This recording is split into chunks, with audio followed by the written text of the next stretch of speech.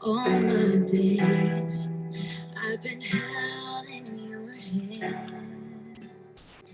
From the moment that I wake up until I lay my head, I will sing of the goodness of God.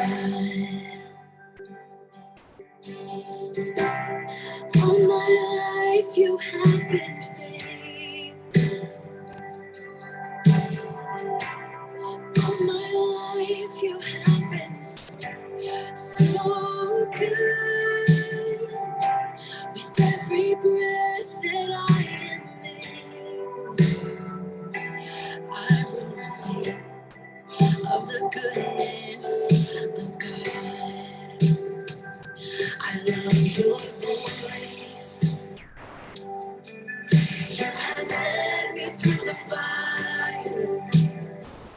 In darkest night, you are close like no other.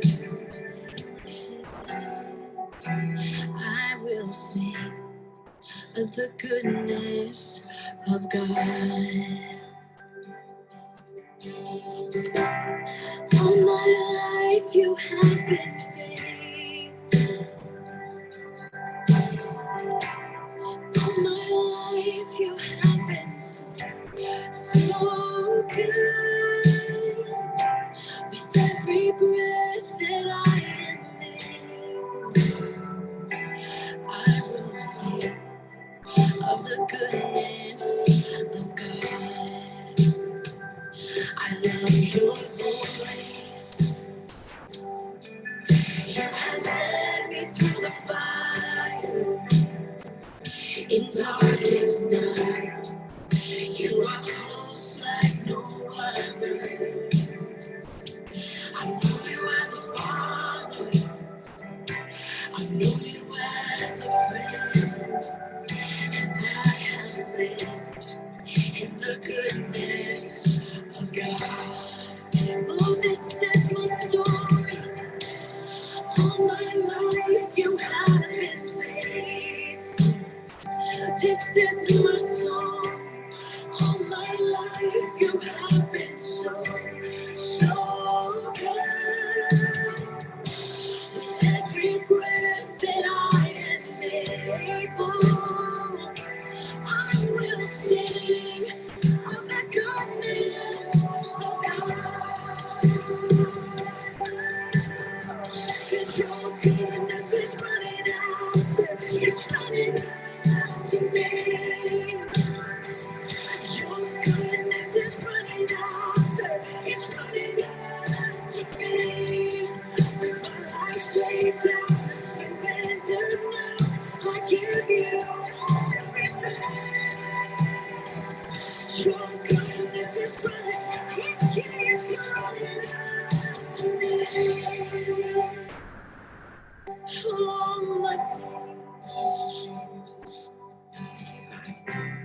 all my life you have been faithful.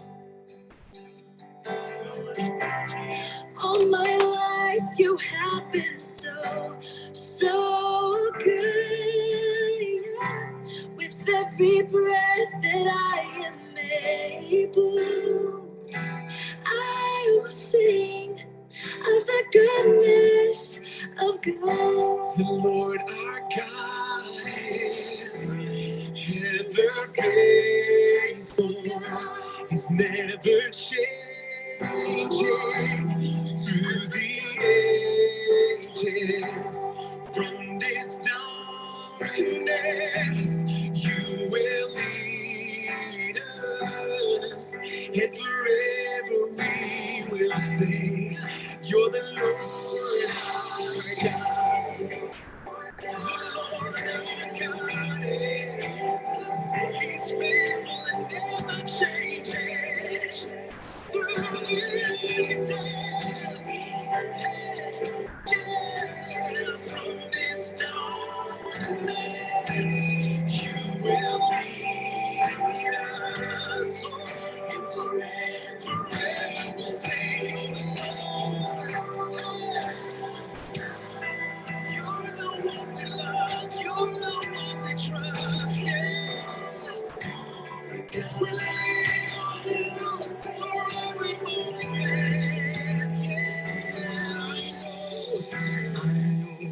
goes before me.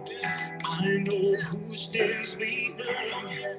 The God of angel armies is always by my side. The one who reigns forever. He is a friend of mine. The God of angel armies is always by my side. Goes before me, stands behind. The God of angel armies is always by my side. He is a friend of mine. The God of angel armies is always by my side. The God of angel armies is always by my side.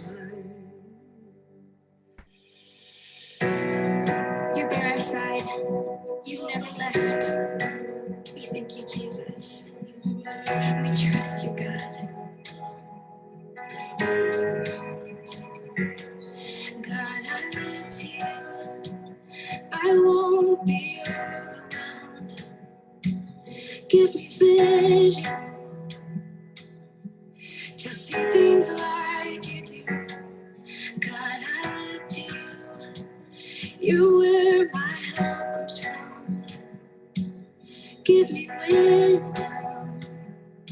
You know just what to do. I love you, Lord, and my strength.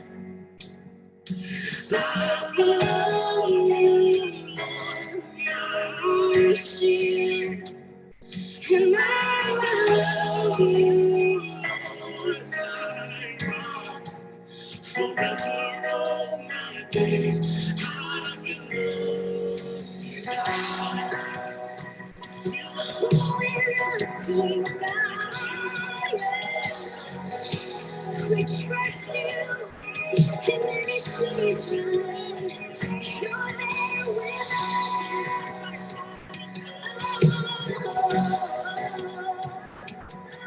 We trust you, God. Come on, let's sing this together. Sing hallelujah. Hallelujah.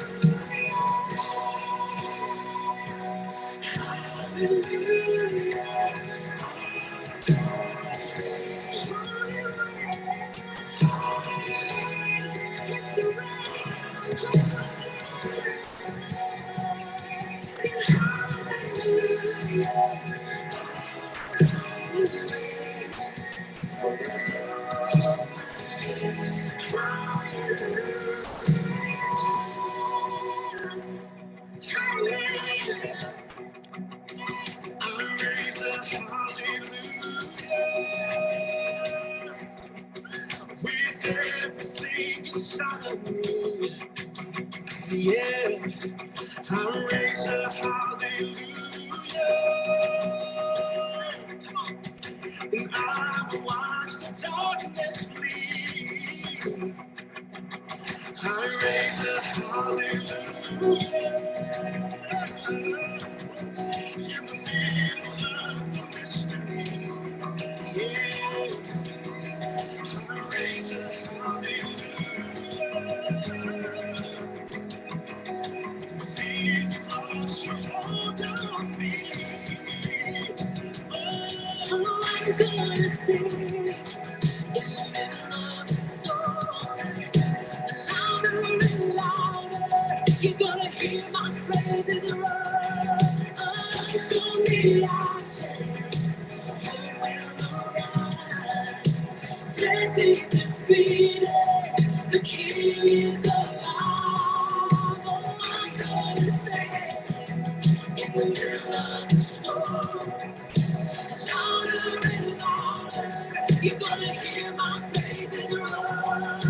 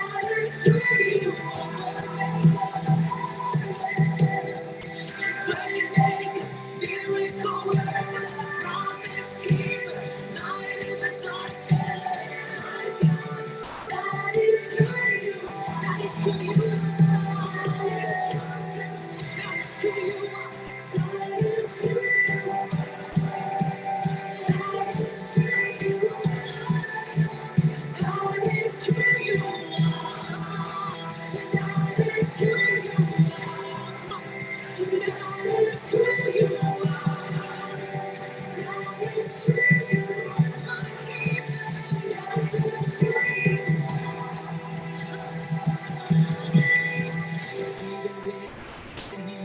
working, even when I don't feel it, you're working. You never stop working. You never stop. Let's sing it out. Even when I don't see it, you're working. Even when I don't feel it, you're working. You never stop working. You never stop working.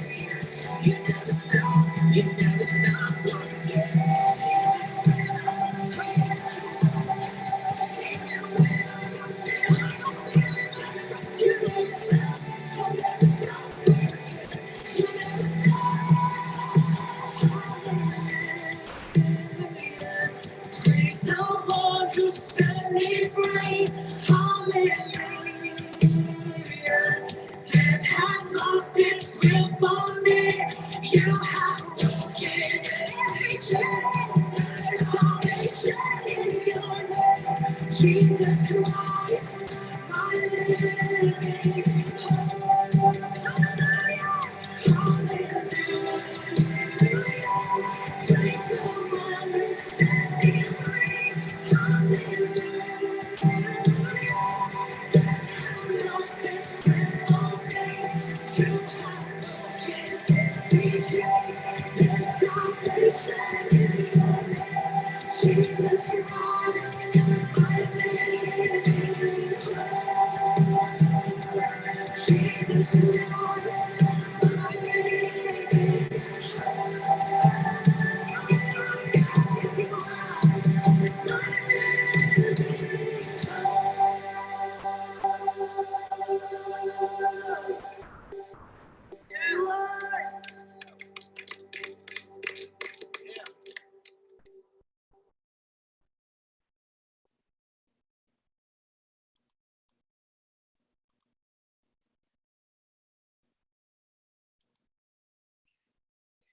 Well, welcome everyone, and welcome to Birmingham Bible Church Winning Wednesday. Here we are here in Birmingham, Alabama, but from wherever you are, thank you for joining us on today. Thank you, thank you, thank you. It is always our desire at 12 noon to bring you some valuable and thought-provoking information that is for your life and for your living. So welcome all of our viewers. If you are on Facebook, on YouTube, on Instagram, on Twitter, on LinkedIn, thank you so much for joining us. So listen, grab your second cup of coffee, grab your lunch, and just get ready for some great information on today. Make sure you share this with someone. Do not keep this valuable and good information to yourself. Share this with your family, your friends, your coworkers, everybody you come in contact with. Share them about this information on today. And this month, the month of October, we have a lot of national observances. And at Birmingham Bible Church, we did observance, or we made people aware of breast cancer awareness, because we talked about that. We talked about domestic violence. That was a couple of weeks ago. And then we also talked about financial literacy. And so that was on last week. And so today we're going to talk about bullying. Bullying is also in the month of October. It is National Bullying Prevention Month. And so whoever instituted it, I believe, wanted us to be reminded the harm that bullying does, the dangers of it, the trauma that it can cause, not only now, but even years to come, and how those victims have to deal with it. And so as I was thinking about this topic, I was reminded back in the day when I was younger. Of course, we didn't call it bullying. I think the only thing I heard people do, I think it was called joning. And it was like, your mama's so fat, or your mama's so skinny, and everybody laughing. But, it was all in fun. However, it's not like that now. There is just a total different turnaround as far as when it comes to bullying. We have cell phones, we have emails. And so now if you get mad with somebody, you just tweet about it. You put it on Facebook, you blast them, and so, but all that stuff is still bullying. So today we want to learn more about this issue of bullying. And so we have a new guest on today on Winning Wednesday, and we are always looking for new faces to bring during this time, not only for the information, but so that you can promote and so into what they're doing. And so he knows about this topic firsthand. I was going through his website and just the story that he has behind why he's doing this. He is really a person who has turned his pain into a passion for helping others. And so his name is Robert Marshall. He is a speaker. He's an author. I think he's been on TV, on CBS and TBN and other shows, and he can talk more about that. He is out of Chicago, Illinois. And so we are so excited to have Robert on today. Hello, Robert. How are you? That microphone always gets us. Hey, it does every time. How are you? That microphone gets us every time. I'm excited to be on here today. How are you, first lady, woman of God? What up? I feel like I'm somebody today. I'm on this show. Yo. That's right. How are you doing? I'm doing well. Oh. Well, listen, before we get started with your presentation, can you just tell us a little bit about your story as far as how you got placed on this journey? Wow, that's a good question. So my name is Robert Marshall. I'm actually from a small country town called Brunswick, Georgia. Yeah, from I know where that is. I'm from Valdosta. I know exactly where that is.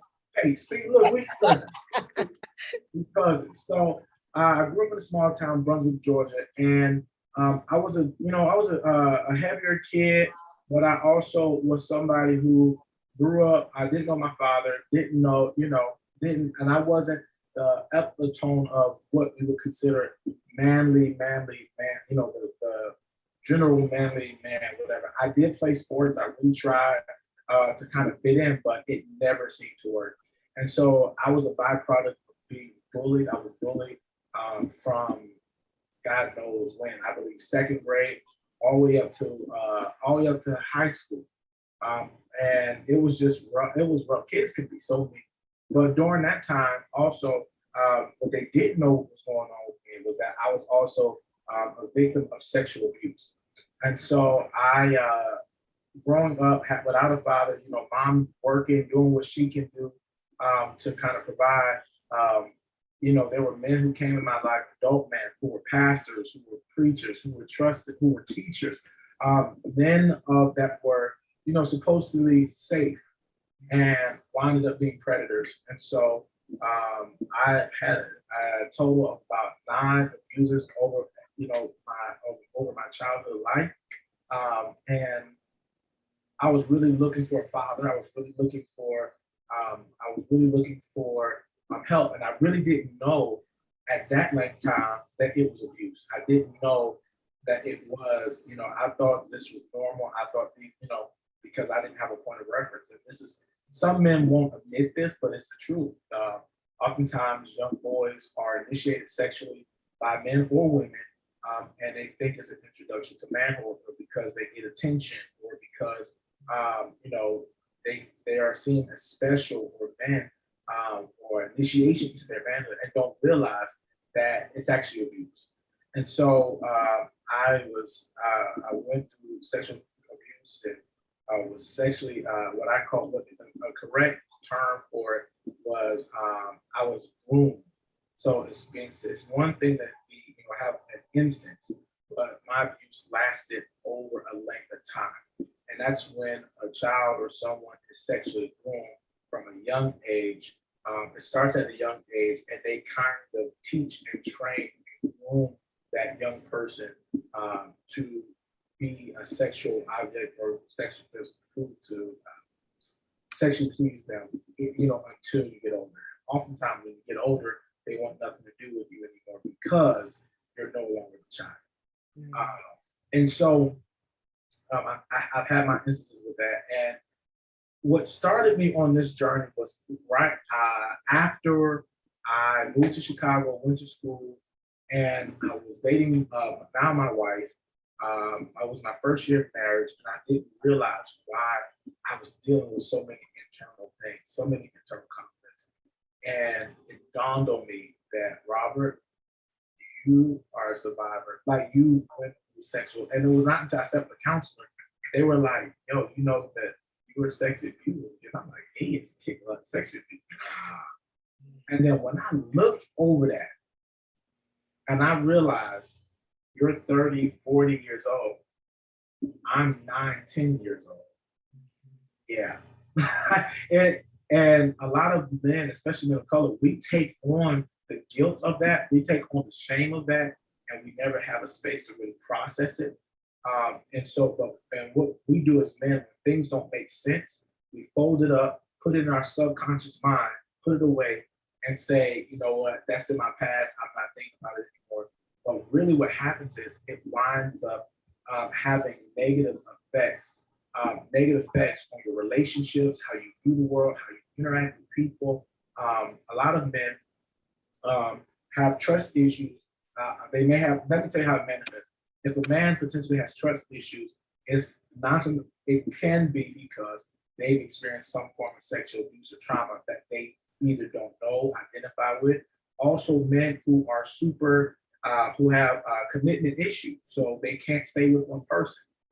Oftentimes, a man, if he has experienced any form of sexual abuse or trauma, what he does is, depending upon who and how old his abuser was, if it was a male, what they'll do is they'll sleep with as many women partners as possible to prove to themselves that they're not gay or they're not this, and so they question themselves. Then you have men who do wind up in same-sex relationships and don't realize the core of their decisions because they were sexually abused or they were sexually violated, and that can be by male or female. And so I realized, First Lady, is that people, and this is what started me on this journey.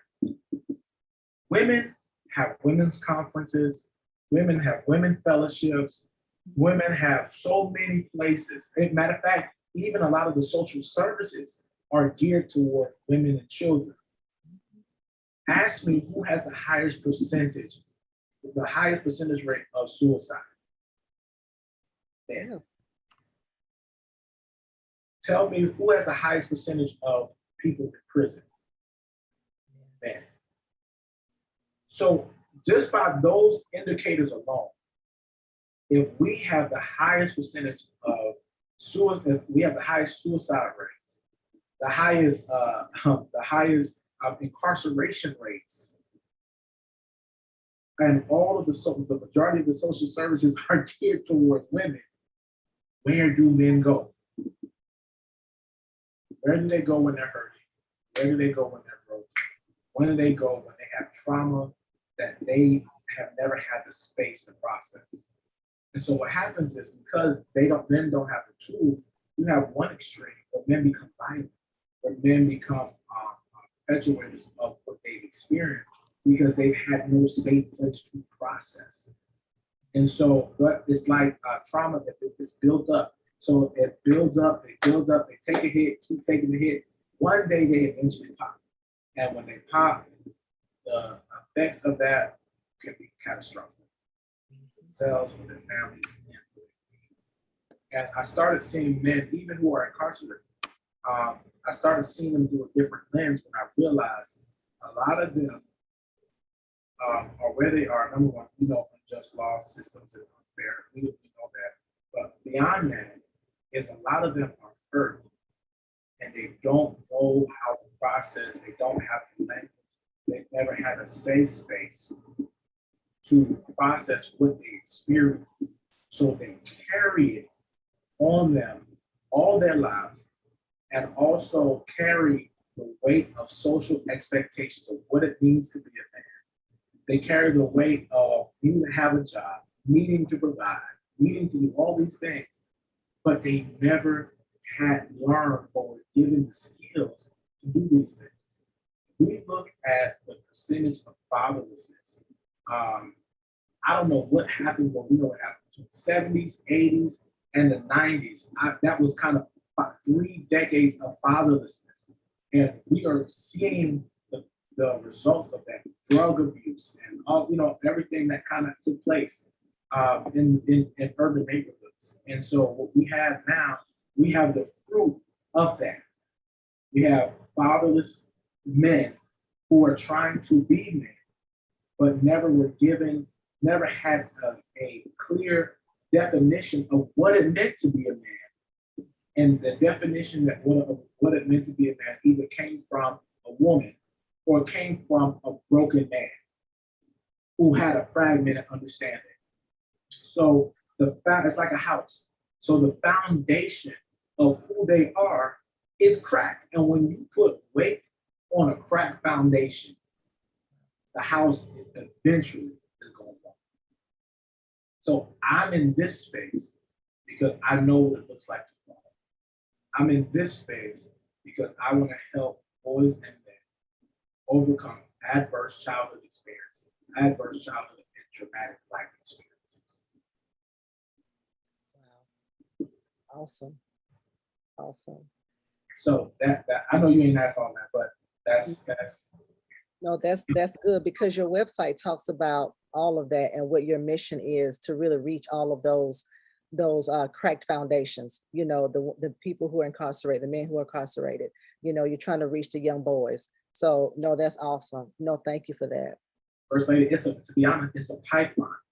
It's a pipeline because if fragmented boys become broken men.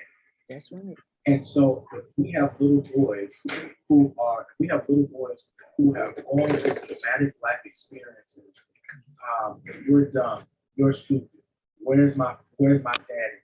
My mama is dating 3-4 different people. She's doing her own thing. She's trying to work. And they keep having these traumatic life experiences. They grow up with these things and they manifest them in their later years. So now we have fragmented boys who become broken men. It's hard to heal broken men. So what society does is kills them or locks them. Wow. And I guess another conversation for another time would be how to even reach those particular men, because women, we're just geared to talk. Something wrong with us, we gonna talk to our girlfriend, we gonna talk, we gonna say it. But with some men, that's not the case. They may not want to talk, or maybe they don't have somebody to talk to. So but we got to talk about that at some point to see how we can get men to talk and share. I know we're supposed to be talking about bullying. We're gonna talk about bullying in a minute, y'all. I help and for any man or woman that's watching that has a husband, a son, a nephew that's broken, let me tell you where that starts, everybody. This is where it starts. Women and little girls. So it starts at a young age when they're hurt. Prime example: a little girl falls and she starts crying. Regardless if she has a single mom or she has a father or a two-part family, what is going to happen? They're going to pick her up. They're going to nurture her wound. They're going to tell us it's going to be all right. They're at least going to give her some space to cry and process the trauma of what she just experienced. And then she has the opportunity to let the moment pass. Boys, same child that's a boy at a young age is told he falls, same scar, same blood. Get up, boy. Man up. Man up. Don't cry. Wipe yourself up. Cry. You know what happens in that moment? We emotionally arrest and limit the growth and we stunt the growth of them while they're little boys. Because what you have just said to him is that those array of expressions are not that those emotions are not validated. Those emotions, we send the message that that's a sign of weakness, that's what women do. So what happens is men never have the opportunity to explore the full extent of who they are as emotional beings. So then we don't talk about, we're taught then, you don't talk. You take it, you swallow it, you bear it. And what happens is we wind up pick that up. And what happens is it winds up poisoning us. And then we try to get in relationships. And let me help somebody who's in a relationship. The reason why your man can be sexually intimate with you, but won't talk to you, is because the only expression or the only feelings that men have been able to express are when they're sexually aroused or when they're angry. So when those extents, he can, those extents are he's fully allowed to do that. But when it comes to his emotions, when it comes to him talking, he never had the chance to learn. So yeah, I know we ain't talking about that. That's what I do. That's what I. So I have events that help men and boys learn how to talk, process, and speak. Have a better time. Awesome work that you're doing. What tell us about the subject of bullying? Let's get into that before we keep going in other areas. This is cool. And to be honest, it all ties into each other, to be honest. So what I'm going to talk to you guys about today is cyberbullying specifically. Because bullying is not just, back in the day, bullying was kind of, like you said, this one and done thing where you would just kind of, you would get made fun of, or somebody would call you a name, somebody talk about your mama, and a couple people would laugh, and after a while, it would blow over, it would be over. But now, bullying is a much bigger thing. It's a much bigger thing because of now called cyberbullying. And cyberbullying is literally, well, let me give you the definition.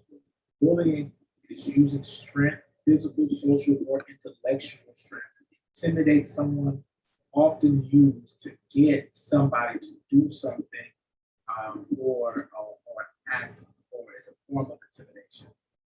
So the definition of cyberbullying is using electronic communications to bully somebody.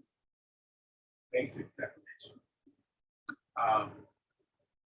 So oftentimes this term people are not familiar with because they just, it is what it is. Cyberbullying, what's that? Grandfather doesn't know what that is. And so what a grandfather thinks when cyberbullying is mentioned, he says, they think it's humorous, and they may say something like, I'm going to rough up your computer and pull its plug. But unfortunately, it's not a laughing matter. Unfortunately, cyberbullying is not so simple, and its consequences are anything but fun. Let me give you guys some statistics. 25% of teenagers have been a victim of cyberbullying last year. 10% of children over the age of 9 have been bullied online. And 33% of victims have been subjected to online threats. But the most frightening statistics are yet to come. 95% of teens who witness cyberbullying do nothing about it. 50% of people who are victims of cyberbullying never report it. And I want to just throw this out there. If you will witness a violent crime, oftentimes should be reported, but what happens is we wind up staying silent. And what happens is what we do now, we pull out our phones, we video it, and what happens with that person, it gets posted online, and that video continues to be played over and over again, and it becomes viral. So what happens is back in the day, you had a fight. After a while, it became he say, she say, or I remember when it happened. But now it never goes away. Whatever you put on the internet, I don't care what you say. You can delete it. It is not deleted because you cannot You cannot, you can't determine where it goes. You don't determine who sees it. Once you put it up, once you see it, it's in the algorithm. And whoever, the more hits it gets, the more people see it.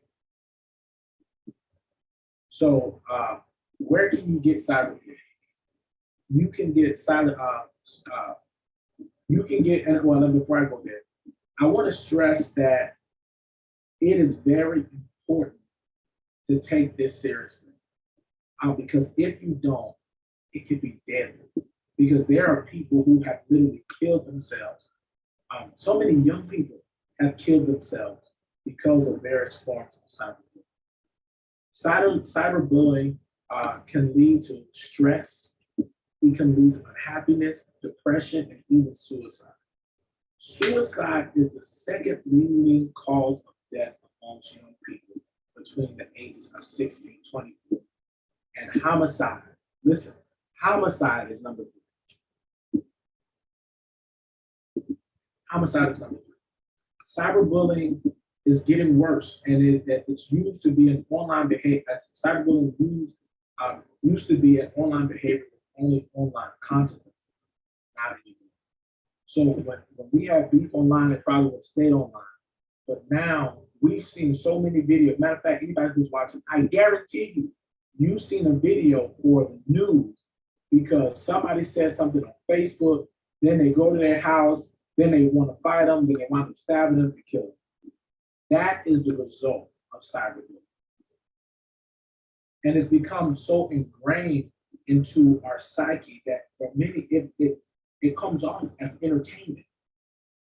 If you watch let me say this, if you've ever watched a fight video on social media and a person has got beaten up, think about it from the person who got beat up. Now, them getting hit and traumatized is something that you are laughing and looking at for your life. And that person has to relive that moment for the rest of their life. They go to apply for a job, videos there. They try to get a loan for a house or business, videos still there. So cyberbullies are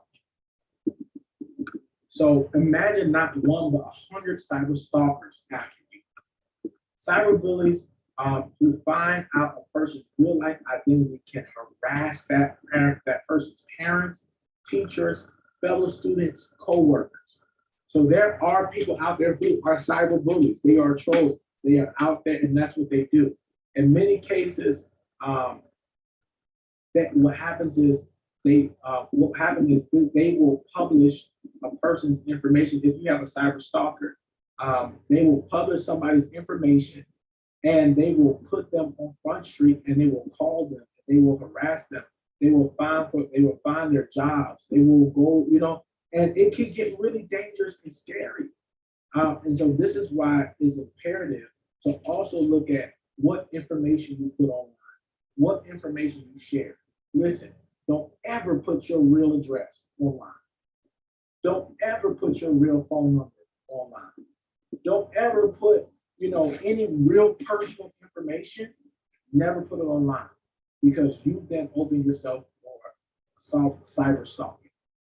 How many of you have had your Facebooks hacked into? How many of you have had emails hacked into? How many of you have social media pages hacked into? That is cyberbullying, and that is cyber harassment. So the question is, if this happens in real life, somebody's stalking you or somebody's doing something to you, you probably can take legal action because you have physical proof. But the crazy thing about cyberbullying is our laws really haven't caught up to what happens in the world of the internet. Because our laws, a lot of times, now they're starting to change. Oftentimes, they don't include what happens in the internet world. So somebody's stalking you online.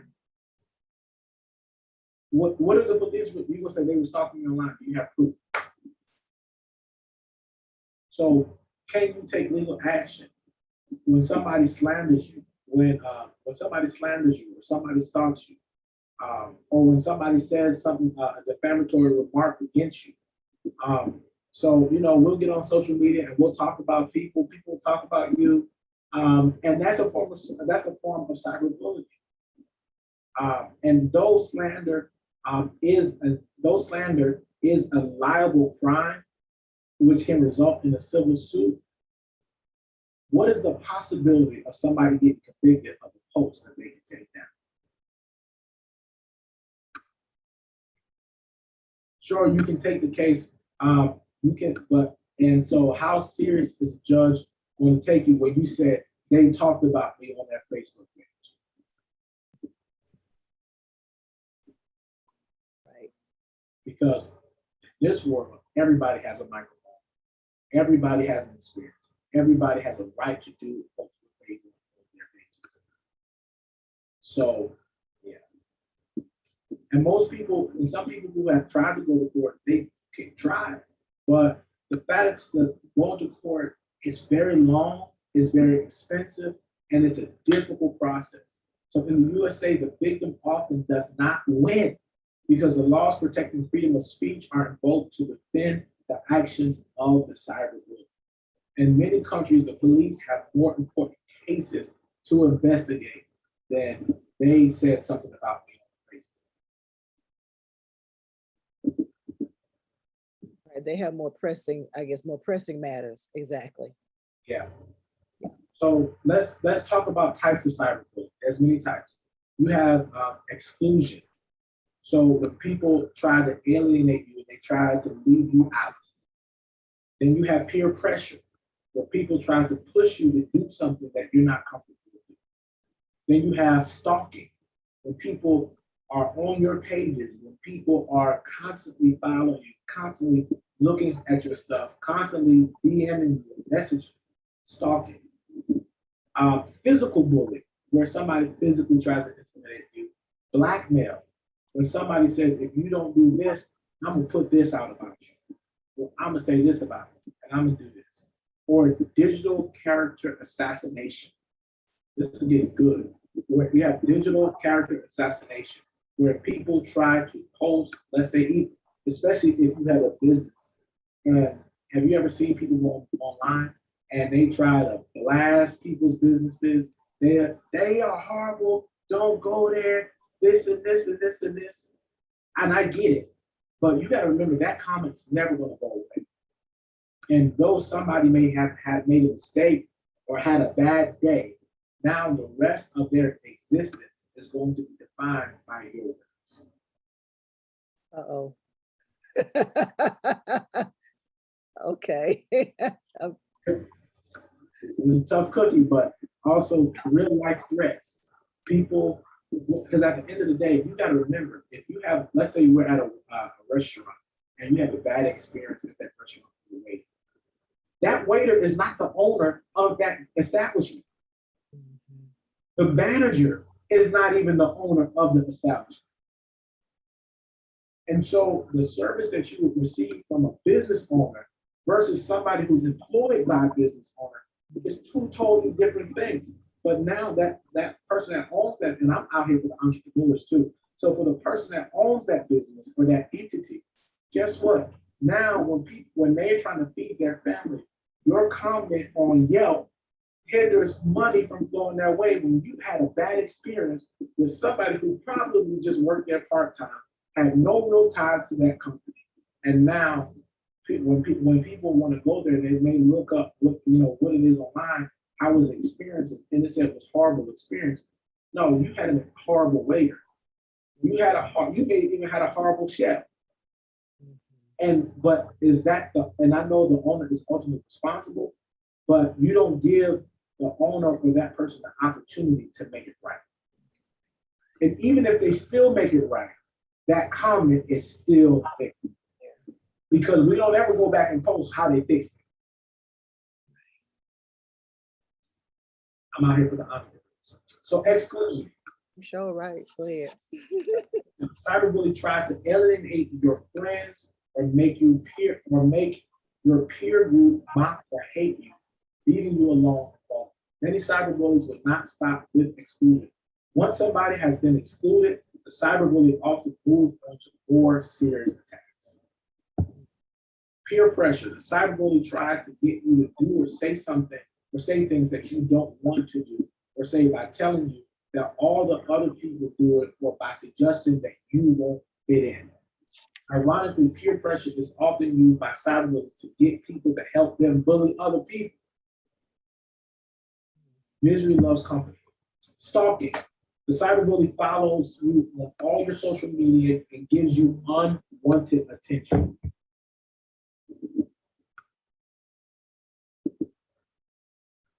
And then it can be rather creepy. Actually, this form of cyberbullying is quite common among adults as well. Let me say to all my beautiful sisters out there, I'm not telling you what not to post, but our grandmothers used to say, if it ain't for sale, take down the sign. Say that again. If it ain't for sale, Right. take down the sign. That's And right. I'm not saying you deserve it. You can put whatever you want on your pages. But what happens is when you do that, you invite a certain caliber of men or male or female to stalk you. When you post pictures of your boobs, your butt, your thighs, your everything up there, yo, it's enticing for people who don't know how to engage with that type of content. And they'll give you unwanted attention. All attention is not good attention. That's right. And then if you try to go to police, the police gonna be like, well, you up here shaking your tail on social media with like, so yeah. Now, I'm not saying, ladies, do your thing. I'm a feminist and a womanist, so I believe in women being empowered. So do you, but I'm just letting you know, you gotta be ready for what comes with all of that. The good attention and the negative attention. And some people have really disappeared and died because of stalking and because of what they put out there. Listen, I fully agree with what you just said. Fully agree with it. You ain't got to dress it up, but you're right. Some of us just show too much stuff, and it's attracting, and you think it's cute, you think it's nice, but it's not. And you're right. You're inviting unwanted attention. You're so right. Yeah, amen. So you're right. Physical bullying. If the cyberbully knows you in real life, he or she can combine cyberbullying with physical or social bullying. I know where you live, and when you least expect it, I can be here. So you better not annoy me, or you better not say that. You better not do that. So that's an even more dangerous form. The cyberbully or blackmail. The cyberbully threatens to reveal confidential information about you that would be embarrassing or even harmful to you, your family, or your friends. Although in some cases the information is obtained through hacking, usually it's obtained directly from the victim. This can be an escalation of some of the previous types of cyberbullying. Let me talk about this first, lady. So I'm gonna talk about this part right here because we have a mutual friend who invited us, who together. So if you like him, then I think I can go here. All right. So blackmail, watch who you send nudes to.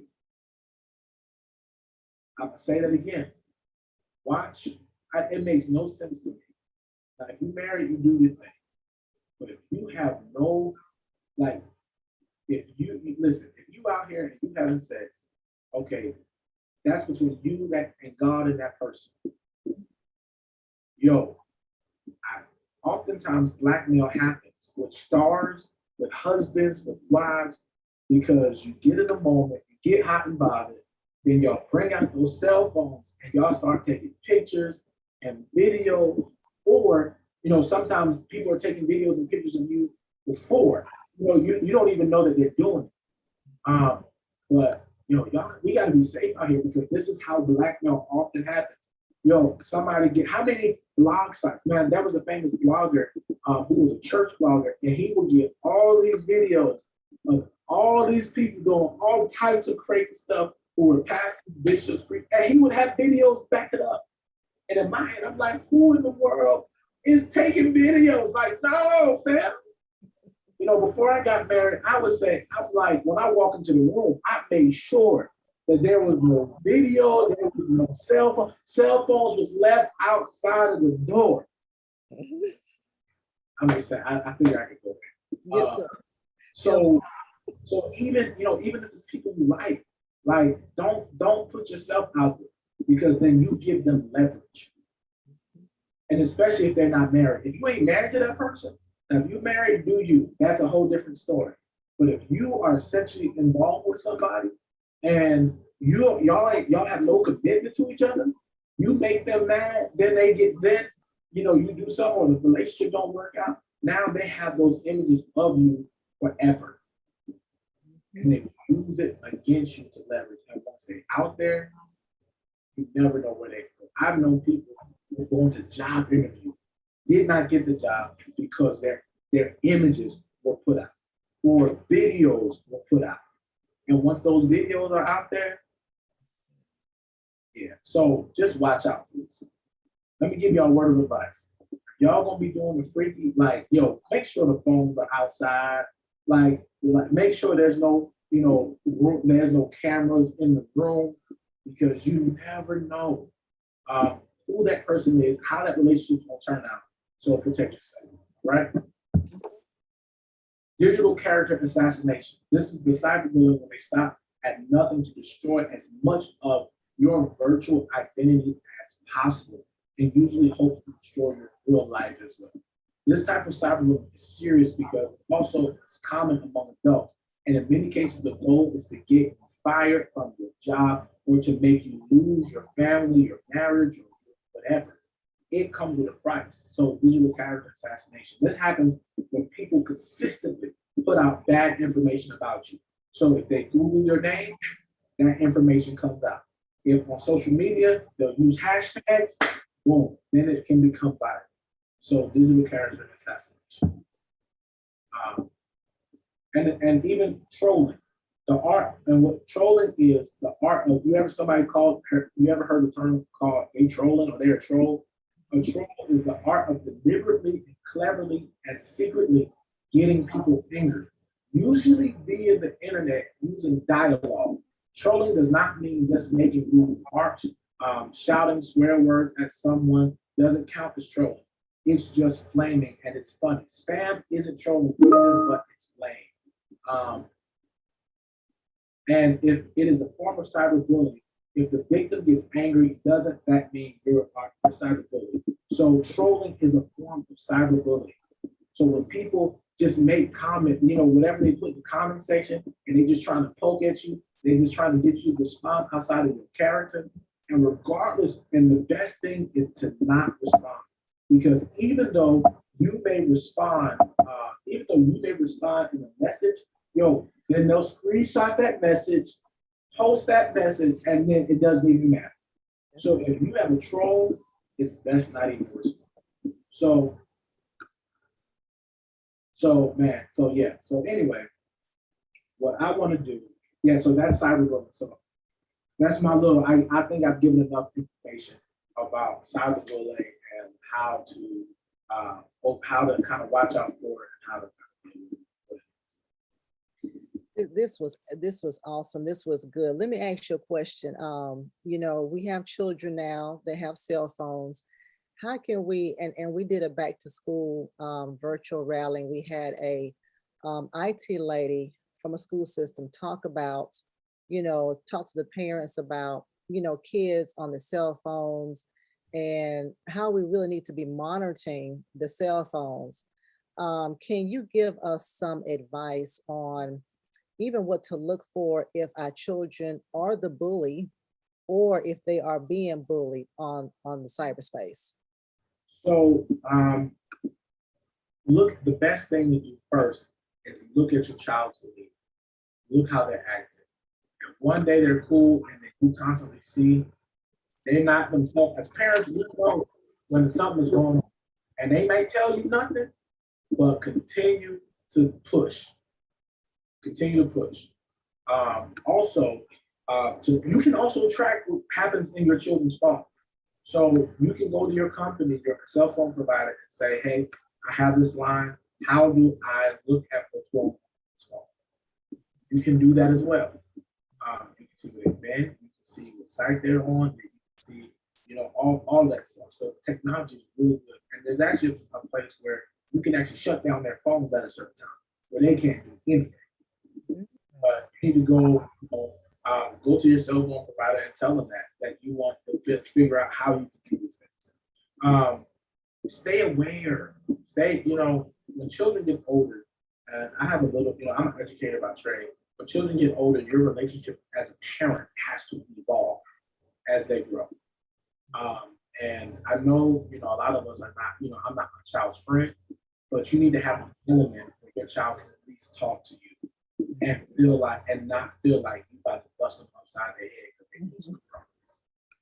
Because as they get older and when they get into that teenage year, it's a hard place to walk, but you have to have you have to at least create a safe word where your child can tell you and they can say, all right, mom, like bananas.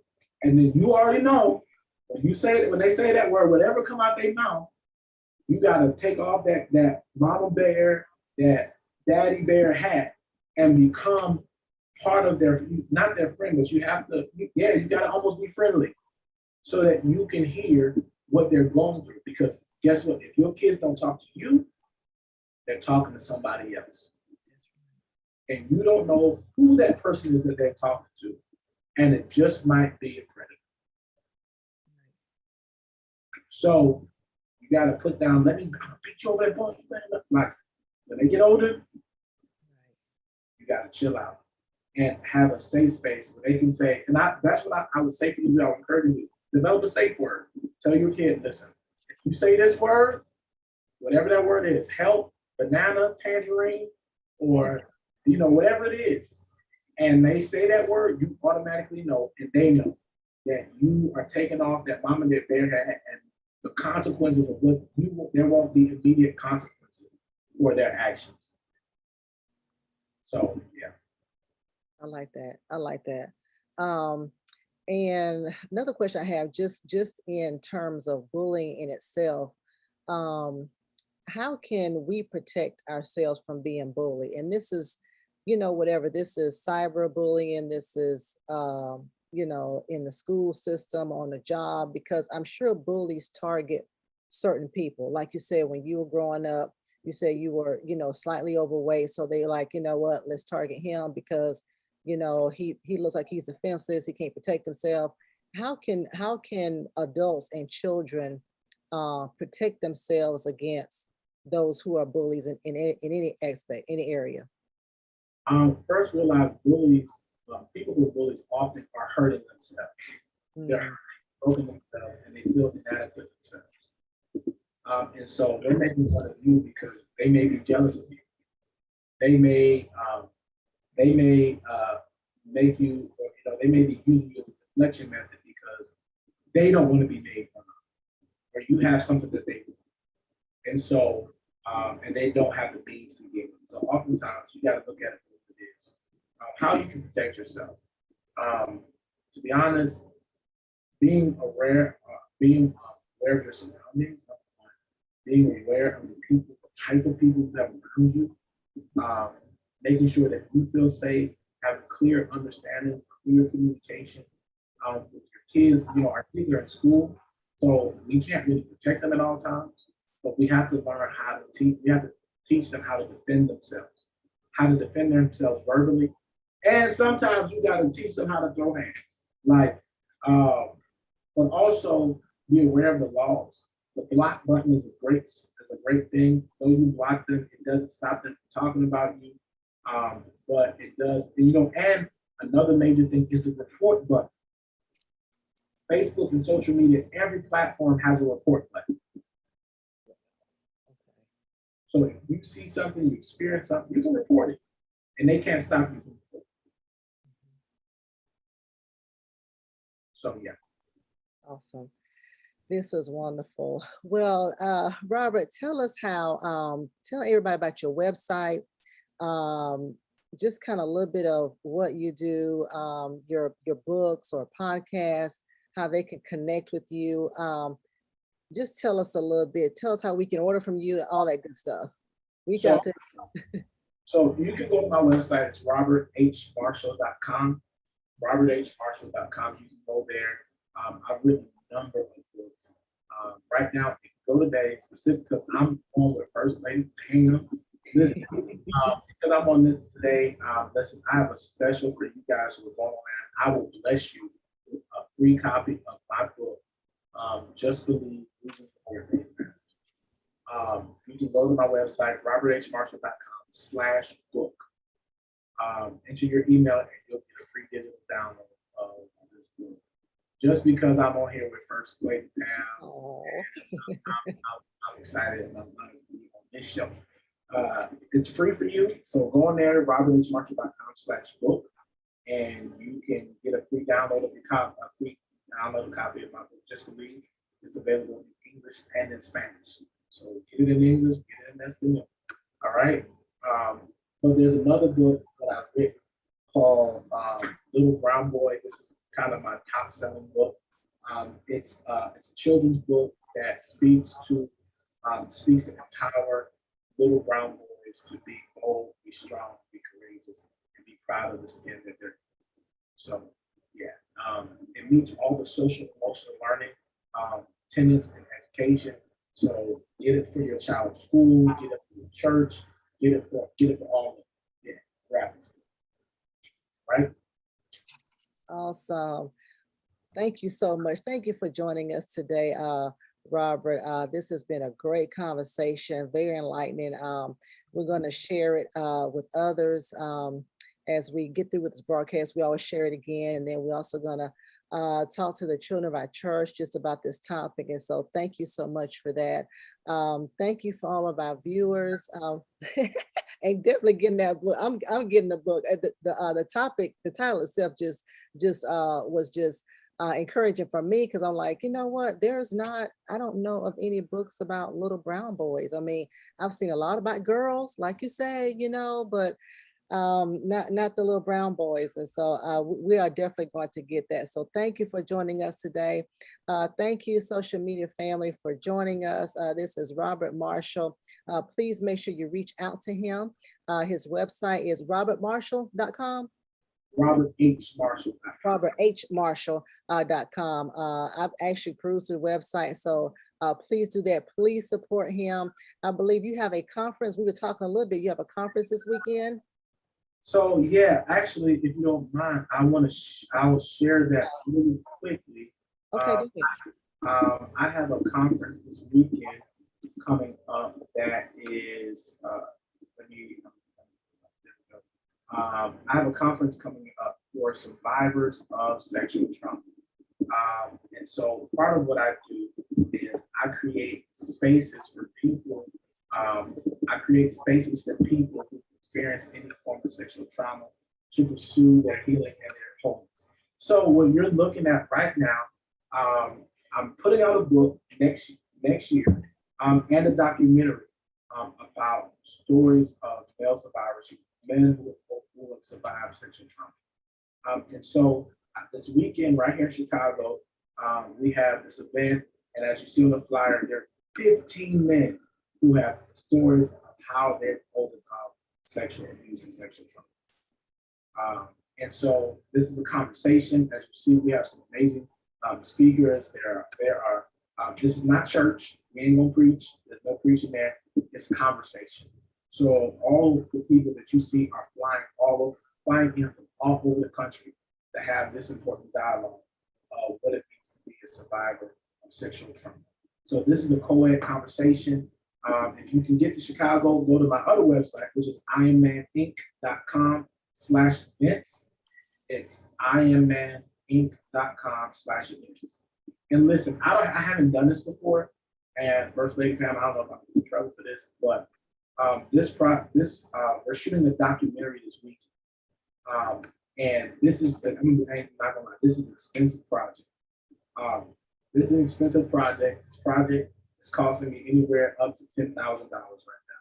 So if you say, hey Rob, I can't make it, if you want to sow a seed, that seed is going towards helping survivors of sexual trauma overcome their experiences. And so if you want to sow a seed, this is something that's near and dear to my heart, because we want to create a safe place. And this is a conversation for all spouses, sexual trauma, and the people who love them. So even if you're not someone who's experienced it, I guarantee you somebody who's close to you has. Yes, well, we are definitely going to sow a seed. Birmingham Bible Church is going to sow one. Is there a Cash App, or do we go to the IamManInc.com events? So you can do Cash App. It's you can do Cash App, or we can do website, but Cash App is easy for a lot of people. It's at Glory One, at GLORY one, At Glory, that's it. at Glory One. Like Glory One, the number one. Got it. Okay. Yeah, that's Cash App. Or you can go on the website and there's a PayPal. Okay. Either way, like I said, this project is costing $10,000, and since I'm talking to First Lady, let me tell you, I flew all these people here. They're all coming, like all of them here. I'm putting all of them up. I'm feeding all of them. It's a huge ordeal. I'm excited, but you know what? Maybe First Lady, it has to happen. Mhm. It has to happen. And I feel like this is a call of God to do this, and I'm excited about how many lives we can change. I am too. And make sure at some point you include in there, and maybe not this conference, how we as women can help the men who have experience. Because a lot of times, like you said, we see the anger or whatever, but we don't know what's causing it. And yeah, so at some point, deal with that too. That'd be awesome. That's actually one of the questions. We Oh. want a conversation, because there are a lot. Let me say this: boys who experience sexual abuse at a young age, or even as adults, they don't know how to process that. But that same little boy who's experienced sexual trauma that grows up, he becomes somebody's wife, husband. He becomes somebody's uncle. He becomes somebody's daddy. And when that type of trauma is undealt with, it creates issues. And so this is why this is a co-ed event, because we want to have a healthy conversation amongst all survivors of sexual Yeah. and the people that love them. Yes, awesome. This is wonderful. So listen, people, we need to make sure we sow into this event. Robert he's doing great things in Chicago, and it's just gonna filter, I'm sure, through the rest of the world. So listen, the Cash App is Glory, and then at Glory, and then the number one. So make sure y'all sow into this great event. Birmingham Bible Church definitely is. And so make sure we're going to put that out there in our chat room as well. So Robert, we're gonna go through a few church announcements, but hang tight. I still want you to say something at the very end before we dismiss. Oh, let me see. Hold on 1 second.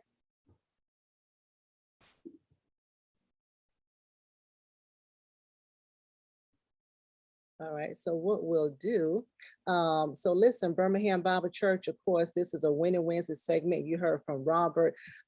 This was great information on bullying, so make sure you share this information with others.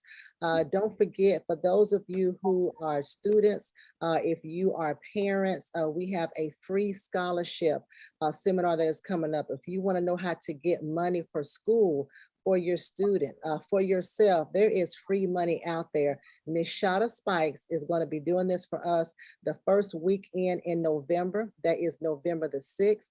Please email me at ladypam@tcowi.org if you want to be a part of this. It's going to be November the 6th. That's a Saturday at 12 noon.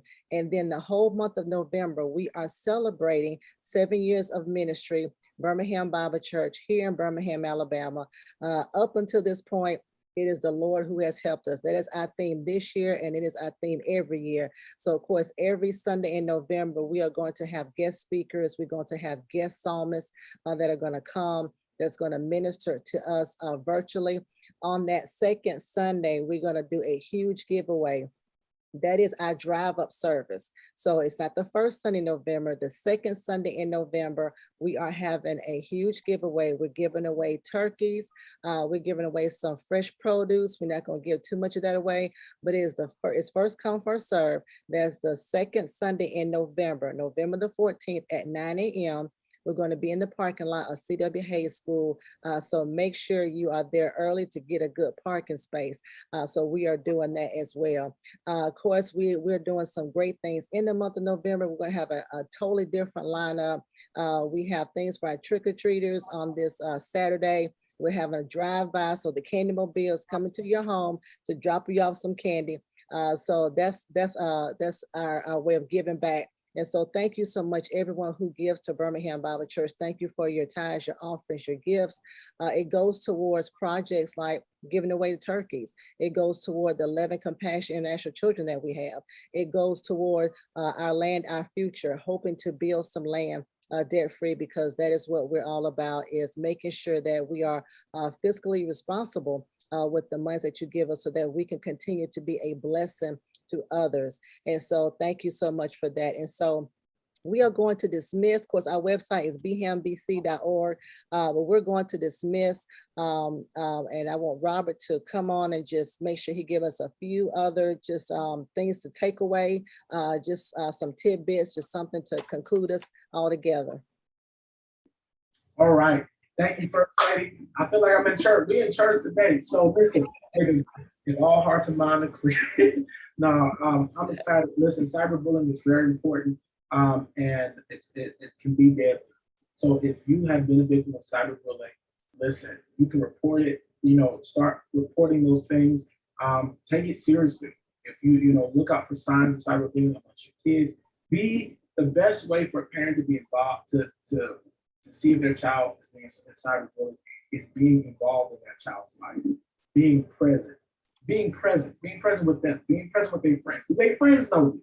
Are you the parent that your kids' your kids' friends know you as mama or daddy? Like, you need to be that person to be involved. I'm excited. Listen, I just create spaces for people to pursue wholeness, to begin their journey to wholeness. I have a saying that healing is the journey, wholeness is the destination. We all get there at different times, at different places in our life, but you may not get to wholeness today, but healing takes place one decision and one step at a time. You don't have to suffer in silence. You don't have to be locked up by your own shame. It's not your fault. It's not on you. God, oftentimes people ask, where was God when all this stuff was happening to me? And listen, let me tell you, God, it is not God's fault. When it happened to you, somebody used their free will to harm you. And so God does not make us robots. So people have free will to do what they want. What can I tell you that God is concerned about the things that concern you? You are his child. He loves you much. Let me tell you what the Bible says. The Bible said God loves you so much that, number one, he gave his son to die for you. God loves you so much that the Bible says he knows the number of hairs that's on your head. God loves you so much that the Bible says if he feeds the birds, if he feeds and he provides for everybody else, how much more will he provide for you? God is concerned about the things that are concerning you. And so God is just as heartbroken because you are his son, you are his daughter. He is heartbroken over your brokenness. But what he wants to do, like the man with the leper hand, he says, it's in your hand. God cannot heal what you're trying to hide. So you got to come out, you got to talk about it, go see a therapist, go see a counselor, talk to your pastor, talk to your first lady, join a group, and start dealing and talking with the things. My brother, that thing does not have to go in your marriage. It does not have to go in your family. You can heal, and there is, my sister, a place called wholeness. All right, guys, I'm Robert Marshall. Watch me at Robert, catch me at roberthmarshall.com. Go get your free book. Get your free book today, roberthmarshall.com. All right. Awesome. Thank you so much, Robert. And thank you everyone for joining us here on today. This is another segment of Winning Wednesday. We are all about educating you, enlightening you, empowering you in the things that will help you on your journey here on this earth. So until next time, we will see you next Wednesday. Make sure you stay safe. Make sure you stay sane. And please stay sanitized. Love y'all. Thank you, Robert. Awesome.